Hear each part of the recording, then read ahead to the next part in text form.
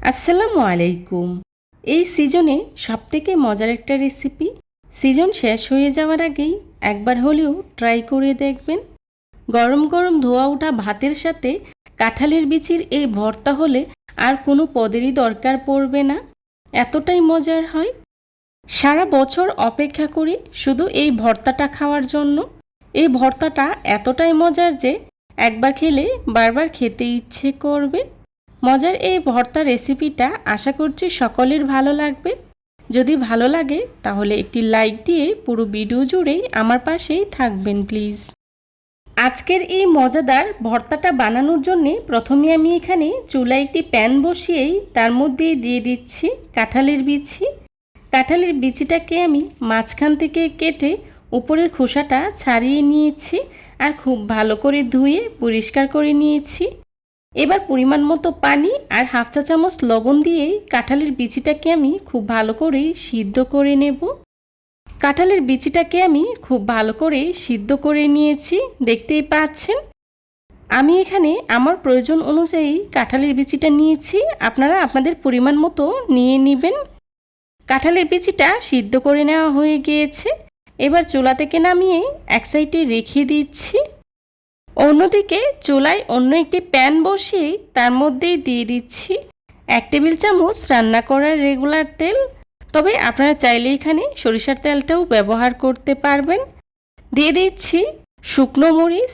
এবার শুকনো মরিচগুলোকে আমি বেশ কিছুটা সময় নিয়ে খুব ভালো করে ভেজে নেব। আমার শুকনো মরিচগুলো ভেজে নেওয়া হয়ে গিয়েছে। এবার চুলা থেকে নামিয়ে নিচ্ছি। একই প্যানে দিয়ে দিচ্ছি 1 পিস মাছ। মাছটাকে আমি আগে থেকেই হলুদ মরিচ আর লবণ মাখিয়ে নিয়েছি। এবার মাছের পিসটাকে আমি উল্টে পাল্টে খুব ভালো করে ভেজে নেব।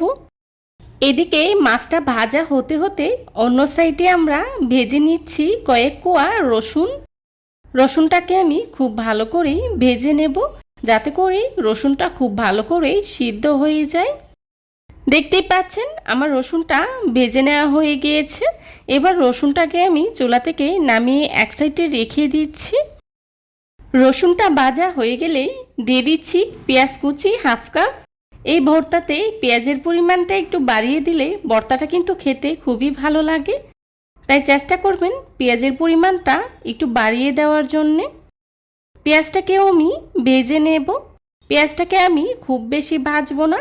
পেঁয়াজটা যখন কিছুটা নরম হয়ে আসবে তখনই চুলা থেকে নামিয়ে নেব। দেখতেই পাচ্ছেন পেঁয়াজ আর মাছটা খুব ভালো করে ভেজে নেওয়া হয়ে গিয়েছে। এবার চুলা থেকে নামিয়ে নিচ্ছি। চুলা থেকে নামিয়ে এক সাইডে রেখে দিচ্ছি।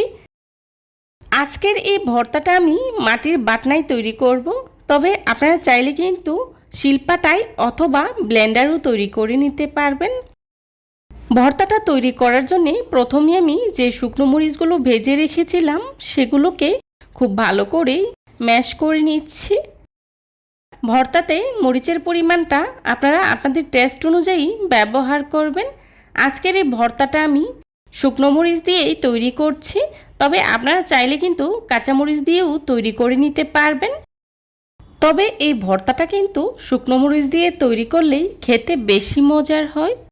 মরিচগুলোকে আমি খুব ভালো করেই ম্যাশ করে নিয়েছি।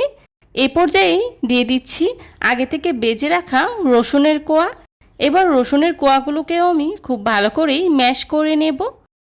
রসুনের কোয়াগুলো ম্যাশ করে নেওয়া হয়ে গেলেই দিয়ে দিচ্ছি বেজে রাখা পেঁয়াজ। পেঁয়াজটাকেও আমি মরিচের সাথে খুব ভালো করেই মিশিয়ে নেব। পেঁয়াজটাকে আমি খুব বেশি ম্যাশ করব না, পেঁয়াজটা কিছুটা আস্ত আস্তই রাখবো। পেঁয়াজ আর মরিচটাকে খুব ভালো করে মিশিয়ে নিয়েছি। এই পর্যায়েই দিয়ে দিচ্ছি আগে থেকে সিদ্ধ করে রাখা কাঁঠালের বিচি। এবার কাঁঠালের বিচিটাকেও আমি খুব ভালো করেই ম্যাশ করে নেব, তবে কাঁঠালের বিচিটাকে আমি খুব বেশি ম্যাশ করব না, কিছুটা গোটা গোটা রাখবো। এতে করে খাবার সময় যখন এক একটা বাইটে পড়বে তখন কিন্তু খেতে অনেক বেশি ভালো লাগবে। তবে আপনারা চাইলে কিন্তু কাঁঠালের বিচিটাকে খুব ভালো করে ম্যাশ করেও ভর্তাটা তৈরি করে নিতে পারবেন। আসলে এক একটা ভর্তার কিন্তু এক এক রকম টেস্ট। আপনি যখন কিছুটা গোটা গোটা রাখবেন তখন এটার টেস্ট আলাদা, আবার যখন ম্যাশ করে নেবেন তখন ওইটার টেস্টই আলাদা। তবে কাঁঠালের বিচির এই ভর্তাটা আপনি যেভাবেই তৈরি করেন না কেন খেতে কিন্তু দুর্দান্ত স্বাদের হয়। এই ভর্তার স্বাদ অন্য কোনো ভর্তার সাথেই তুলনা করা যাবে না, এতটাই মজার হয়। সেমভাবে আমি সবগুলো কাঁঠালের বিচি ম্যাশ করে নিয়েছি। এই পর্যায়ে দিয়ে দিচ্ছি কিছুটা কাঁচা পেঁয়াজ। তবে আপনারা যারা ভর্তাতে কাঁচা পেঁয়াজটা পছন্দ করেন না তারা চাইলে স্কিপ করতে পারেন। আমার কাছে ভালো লাগে তাই আমি ব্যবহার করেছি। এখন খুব ভালো করে মিশিয়ে নিচ্ছি। মেশানো হয়ে গেলেই দিয়ে দিচ্ছি কিছুটা ধনিয়া পাতা কুচি। ধনিয়া পাতাটা অবশ্যই দেওয়ার চেষ্টা করবেন, এতে করে খুব সুন্দর একটা ধনিয়া পাতার ফ্লেভার পাওয়া যায়।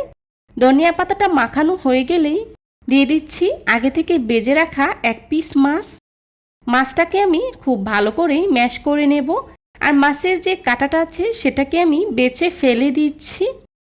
আজকের এই ভর্তাটা এই এক পিস মাছের জন্যে খেতে যে কতটা মজার হয় সেটা আপনারা বাসায় ট্রাই না করলে বুঝতেই পারবেন না। তবে আমি আজকে এক পিস মাছ ব্যবহার করেছি। আপনারা চাইলে কিন্তু মাংস অথবা শুটকি দিয়েও ভর্তাটা তৈরি করে নিতে পারবেন। মাছের কাঁটাগুলোকে আমি খুব ভালো করে বেছে ফেলে দিয়েছি। তারপর ভর্তার সাথে মাছটাকে আমি খুব ভালো করে মাখিয়ে নিয়েছি। মাখানো হয়ে গেলেই দিয়ে দিচ্ছি 1 টেবিল চামচ সরিষার তেল। সরিষার তেল দিয়ে আবারও ভর্তাটাকে আমি খুব ভালো করেই মাখিয়ে নিচ্ছি। এই ভর্তাতে সরিষার তেলটা কিন্তু অবশ্যই ব্যবহার করার চেষ্টা করবেন, এতে করে ভর্তাতে সরিষার তেলের খুব সুন্দর একটা ফ্লেভার পাওয়া যায় আর ভর্তাটা খেতেও খুবই ভালো লাগে। ব্যাস তৈরি হয়ে গেল আমার মজাদার কাঁঠালের বিচির ভর্তা। এই ভর্তাটা যে খেতে কতটা মজার হয় সেটা কিন্তু আপনারা শুধু খেয়ে উপলব্ধি করতে পারবেন। আপনারা কে কে এভাবে কাঁঠালের বিচির ভর্তা করে খান কমেন্টে জানাতে পারেন। আসলে এই ভর্তাটা আমার খুবই পছন্দের। আর এই ভর্তা হলে ভাত কিন্তু তৃপ্তি করে একটু বেশিই খাওয়া যায়। গরম গরম ধোয়া ওঠা ভাতের সাথে এমন একটি ভর্তা হলে আমার তো আর কোনো কিছুই লাগে না। আপনারা নিশ্চয়ই খেয়াল করেছেন আমি কিন্তু প্রথমেই কাঁঠালের বিচিগুলোকে লবণ দিয়ে সিদ্ধ করে নিয়েছি, তাই এখানে এক্সট্রা কোনো লবণের প্রয়োজন হয়নি, এতেই হয়ে গিয়েছে। আমার আজকের এই ভর্তার রেসিপিটা আপনাদের কাছে কেমন লেগেছে কমেন্ট করে জানাবেন প্লিজ। যারা এতক্ষণ ধৈর্য সহকারে আমার ভিডিওটি দেখেছেন তাদেরকে জানাই অসংখ্য ধন্যবাদ। রেসিপি ভালো লাগলে লাইক কমেন্ট শেয়ার করতে ভুলবেন না। আপনাদের একটি লাইক এবং একটি কমেন্টস আমাদেরকে নতুন নতুন কন্টেন্ট তৈরি করতে অনেক উৎসাহিত করে। এই ধরনের সব ঘরোয়া এবং মজার মজার রেসিপি পেতে আমার চ্যানেলটি ভিজিট করে আসবেন প্লিজ। আমার পরবর্তী রেসিপি দেখার আমন্ত্রণ জানিয়ে আজকের মতো এখানেই বিদায় নিচ্ছি। সবাই ভালো থাকবেন, সুস্থ থাকবেন। আল্লাহ হাফেজ। আসসালামু আলাইকুম।